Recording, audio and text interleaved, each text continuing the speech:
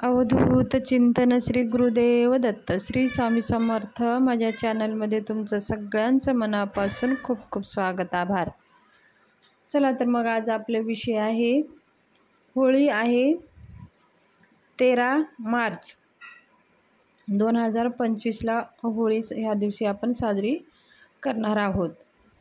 होळीचा सण खूप महत्त्वाचा आहे। होळीचा सण म्हणजे जे वाईट शक्तीचं नाश होतं, म्हणजे ज्या वाईट गुण आहेत, वाईट शक्ती आहे, वाईट विचार आहे, याचा नाश करून चांगल्याचं विजय म्हणजेच होळी। ह्या होळीमध्ये आपण सगळ्या काही वाईट वस्तू त्या होळीत टाकून द्यायच्या असतात। वाईट नकारात्मकता वस्तू त्या होळीत टाकायच्या असतात, जेणेकरून आपले वाईट विचार, नकारात्मकता विचार, जे आपले अवगुण, ते सगळे तिथं अहंकार, मोह, माया या सगळ्या वस्तू गोष्टी आपल्याला सगळ्या वाईट वस्तू त्या होळीमध्ये टाकून द्यायचे असतात आणि चांगल्या गोष्टीचं विजय करायचं असतं। तेच आहे होळी। म्हणजे सगळ्या वाईट गोष्टी आपण जाळून चांगल्यावर विजय, त्यालाच म्हणतो होळी। तर हे वाईटवर चांगल्याचं विजय म्हणजेच आपली होळी साजरी करतो। तर होळी आहे 13 मार्चला होळी आपण साजरी करायची आहे। पण होळी येण्याच्या आधी आपल्या घरातल्या अशा काही नकारात्मकता वस्तू असतात, ते आपल्या घरच्या बाहेर काढून फेकायचे असतात।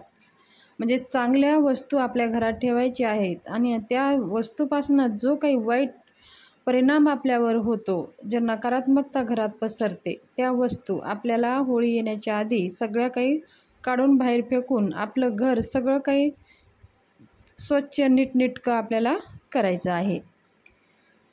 सुरुवात तर आपण आपल्या देवघरापासूनच करायची आहे। आपल्या देवघरामध्ये इतके फोटो ठेवलेले आहात, इतके मूर्त्या आहेत, एक एक देवाचे 3-3, 4-4 मूर्त्या आहेत, एक एक देवाचे 3-3, 4-4 फोटो आहेत। छोटे आहेत, थोडेसे मोठे आहेत, काही पुस्तकामध्येच आहेत, काही पेपरावरतीच फोटो आहेत। सगळं काही आपण एकावर एक असे काही देवावर आपण असंच पूर्ण देव गच्च भरून टाकलेलं आहे। हे सुद्धा खूप नकारात्मकता परिणाम पडतो आणि आपल्याला त्याचे दोष लागतात। देवघरामध्ये मोजकेच फोटो पाहिजे, मोजकेच देव आपले पाहिजे। कोणकोणते देव? पेन म्हणजे पहिलं गणपती, दुसरा आपलं कुलदेव आणि कुलदेवी, आणि एक बालकृष्णाची मूर्ती आणि एक शिवपिंड। ह्याच एवढेच फोटो किंवा मूर्ती आपल्या देवघरामध्ये असायला पाहिजे, आणि स्वामी महाराजांचं एक फोटो आणि मूर्ती, एवढ्याच वस्तू। ह्याच्यापेक्षा जास्त देवघरामध्ये मूर्ती आणि फोटो नसावे। समजा आता आपल्या घरामध्ये 2-2 देवाचे 2-2 फोटो आहेत। समजा तुमच्या मंदिरामध्ये 2-3 गणपतीची फोटो आहेत, तर ते सगळं काढून टाका, एकच फोटो ठेवा किंवा एकच मूर्ती ठेवा। घरामध्ये एकपेक्षा जास्त मूर्ती नसू नये। आता समजा तुमच्याकडे गणपतीचे 2 मूर्ती असेल तर एकच मूर्ती ठेवा, आणि जर 2 फोटो असेल तर एकच फोटो ठेवा। एक फोटो आणि एक मूर्ती भरपूर झाले, कारण एका देवाचे 2-2 फोटो ठेवू नये। त्याचबरोबर तुमच्याकडे जर शिवलिंग असतील, 2-2, 3-3 शिवलिंग असेल, तर ते फक्त एकच शिवलिंग ठेवा, बाकीचे सगळे शिवलिंग तुम्ही विसर्जन करू शकता। आता छोटे छोटे काही अजिबात मंदिरामध्ये ठेवायचे, एकपेक्षा जास्त मूर्ती नसू नये आणि एकपेक्षा जास्त फोटो नसू नये।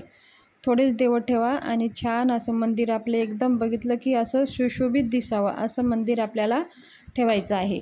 आणि काही जर तुमचे फोटो जर मंदिरात असतील, आपण ते गंध अक्षदा लावून त्याचे डोळे दिसत नाही, ते खराब झालेले आहेत, असे जर खराब झालेले फोटो असतील, तर ते सगळं फोटो तुम्ही विसर्जन करा आणि चांगले असे चांगले फोटो तुम्ही घेऊन या। आणि मूर्त्या जर खंडित झाल्या असतील, त्या खूप असं काळे पडले असतील आणि ते पाण्यात टाकून त्या मूर्ती पहा, त्याच्यामध्ये जर पाणी बुडबुडबुड करत असेल, तर त्या मूर्त्या खंडित झालेल्या आहेत।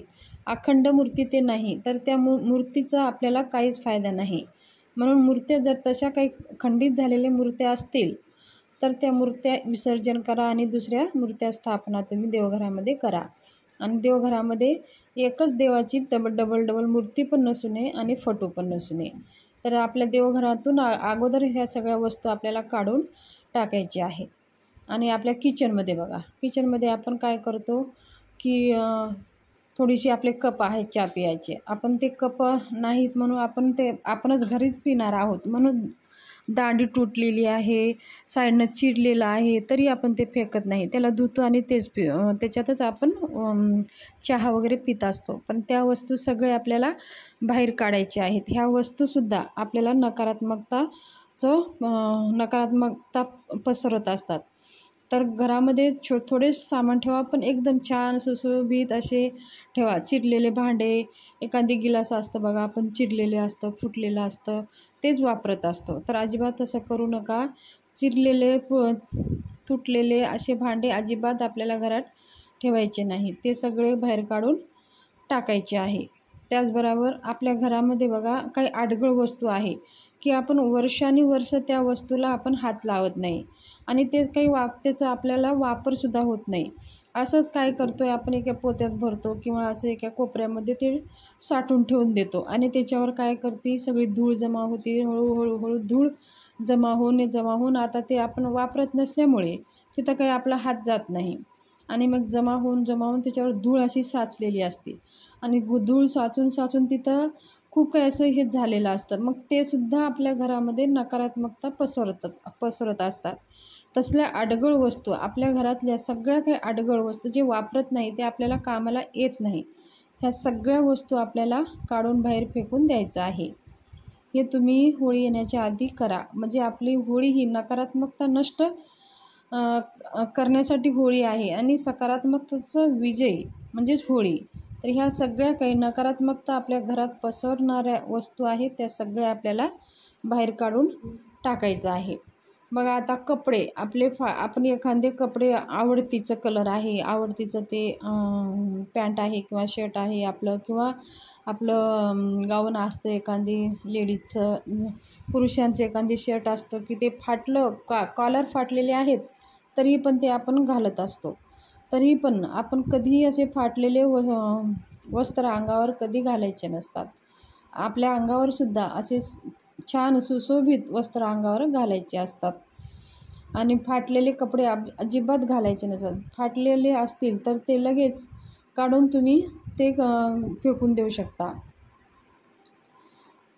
त्याचबरोबर बघा आपल्या चपल्या, काय करतो आपण, थोडीशी चप्पल फाटली का दुसरी घेऊन येतो आणि ती फाटलेली चप्पल तशीच आपण घरामध्ये सांभाळून ठेवतो. म्हणजे आपलं जे चप्पलचं स्टँड असतं ते त्या स्टँडमध्ये गच्च असे भरलेले असतात आणि त्याच्यावर तेच बसून तिथंच ते धूळ साठलेली असते. आपण चपल्याचं स्टँड काय आपण रोजच्या रोज साफ करत नाही, त्या तसेच धूळ बसलेली असतात, मग तीसुद्धा आपल्या घरामध्ये नकारात्मकता पसरते. म्हणून सगळ्या चपल्यासुद्धा जे वापरत नसलेले चपल्यासुद्धा आपल्याला बाहेर काढून फेकायचे आहे. सगळ्या असं ज्या वस्तू आपण वापरत नाही त्या वस्तू काढून आपल्याला बाहेर फेकायचं आहे आणि घर आपलं साफसुथरं ठेवायचं आहे. तर होळीच्या आधी हे काम करा आणि होळी नकारात्मकताचा नाश करून सकारात्मकता पसरण्याचा हा एक उत्सव आहे.